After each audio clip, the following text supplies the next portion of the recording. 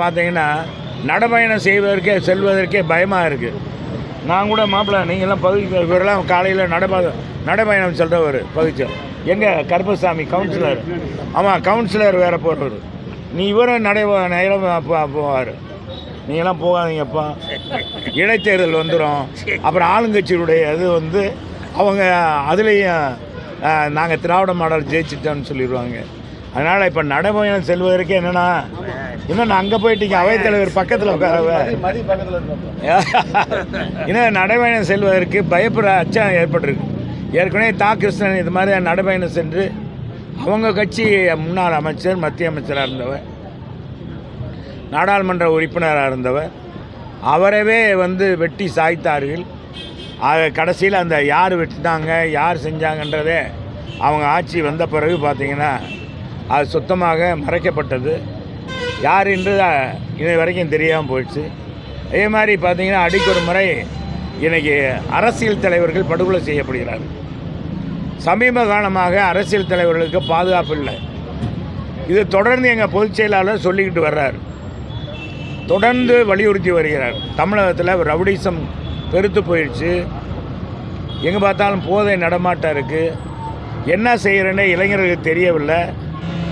எனவே அந்த போதைப் பொருள் நடமாட்டத்தை தடுக்க வேண்டும் என்றெல்லாம் சொல்லி எத்தனையோ முறை பேசியிருக்காரு, ஆர்ப்பாட்டம் பண்ணியிருக்கோம்.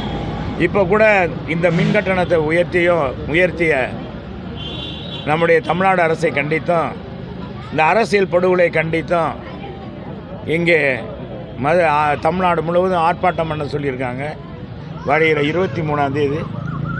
எனவே அதில் மதுரை மாநகருக்கு அடிப்படை தேவைகளை நிறைவேற்ற வேண்டும், மாநகராட்சி நிறைவேற்ற வேண்டும்.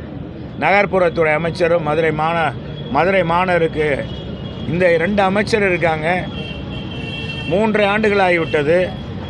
3 ஆண்டுகளில் எந்த திட்டமும் கொண்டு வரல. 2 ஒரு நூலகம் கொண்டாந்துருக்காங்க, ஒரு ஜல்லிக்கட்டு மைதானம் கொண்டாந்துருக்காங்க. வேறு எதுவுமே இல்லாத கலைஞர் பேருக்கு வேறு எதுவுமே இந்த ஆட்சியிலேருந்து 2 அமைச்சர்களிருந்து செய்யலை. ஏன்ட கூட எங்கள் பொதுச் செயலாளர் கேட்டார், என்னங்க அமைச்சர் நீங்கள் மாதிரி அவர் கடைசியாக பேசும்போது கூட கேட்டார், 8000 கோடிக்கு மேலே நிதி வாங்கிட்டு போனீங்க, அந்த மதுரை மக்கள் ஓட்டு போடலையேன்னு. அதை கூட எல்லோரும் கடைசியில் நாங்கள் சொல்லி எங்கள்கிட்ட கடைசியில் பேசுனதுனால அவருக்கு சொல்ல முடியல. அது குறிப்பிட்ட மதுரை என்பது அதிமுக கோட்டை, அது எல்லாருக்குமே தெரியும். இன்றைக்கி தமிழ்நாட்டில் ஆர்ப்பாட்டம் போராட்டம் எதுவாக இருந்தாலும் மதுரை தான் முன்மாதிரியாக இருக்கிறது. எந்த ஆர்ப்பாட்டத்திலையும் குறைவில்லை. நம்ம முதலமைச்சர் வரும்போது ஓட்டு கேட்டதுலேயும் அவர் வந்ததுலேயும் பிரச்சாரத்திலையும் குறைவின்றி மக்கள் அதிகமாகவே இருந்தார்கள். சிறப்பான வரவேற்பு கொடுத்தோம்.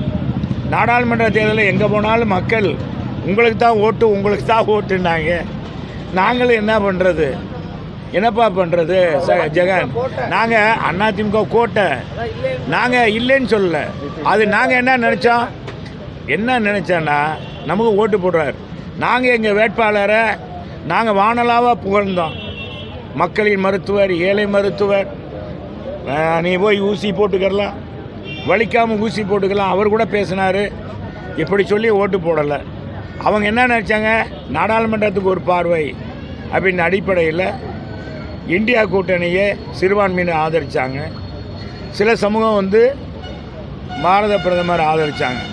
இந்த வகையில் நாங்கள் அடிபட்டு விட்டோம். ஆனால் வருகிற சட்டமன்ற தேர்தலில் முழுக்க தமிழகத்தில் இருக்கிற இந்த அநியாய ஆட்சி, அட்டுழிய ஆட்சி, கேலிக்குரிய ஆட்சி, தொடர்ந்து மக்களுக்கு வரி மேல் வரி விதித்து கொண்டிருக்க இந்த ஆட்சியை அப்புறப்படுத்த மக்கள் தயாராக இருக்கிறார்கள். எனவே வருகிற 26இல் முதலமைச்சராக நான் எடப்பாடியார் உறுதியாக மக்களை ஏகோபித்த ஆதரவோடு வெற்றி பெறுவார் என்பது இந்த நேரத்தில் தெரிவிக்கிறேன்.